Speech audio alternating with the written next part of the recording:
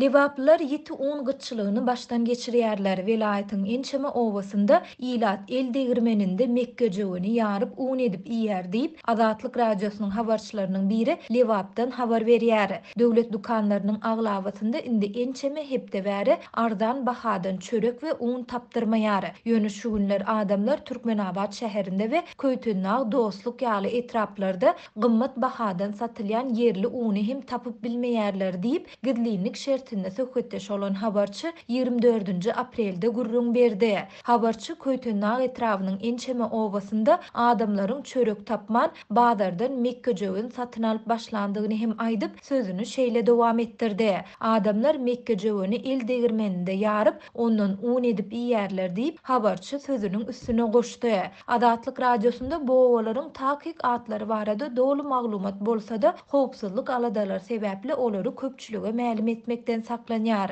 Ençeme adamyň ýygnanyşyp edýän şikayetlere netijesiz bolmagynda galýar. Türkmen nakyllarynda garybyň sözü diňlenmez ýöne ýerde de ýatmaz diýenleri gelene meňzeýär diýip habarçy aýtdy. Şeýle dol welaýatyň döwlet dukanlarynda un we çörek bilen bir hatarda raýatlara ýeňillikli bahadan soňky maglumatlara görä 1 litri 7 manat 60 teňeden satylan arasalanmadyk paýta ýagynyň ýetmezçiliginiň hem ýitileşendigini belledi. Häzirki wagt döwlet dukanlarynda tapdyrmaýan arasalanmadyk paýta ýagynyň 1 litri hususiýetçilerde 50-60 manatdan bahalanýar diýip habarçy sözüniň üstüne goşdy.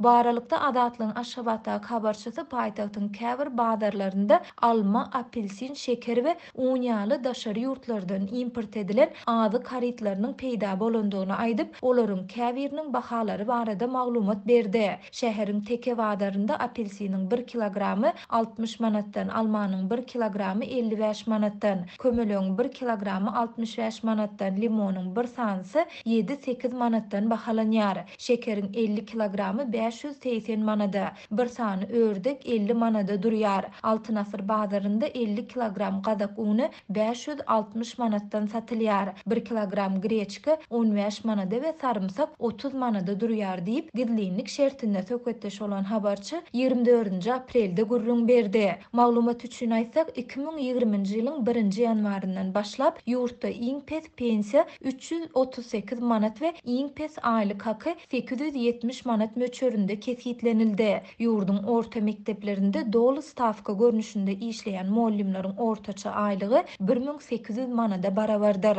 Türkmenistanyň döwlet dukanlarynda indi 3 ýyl çemesi wagt bäri dowam edýän azyk şol sanda un, çörek we ýağ gytçylygy soňky aýlarda hassa ýitileşdi.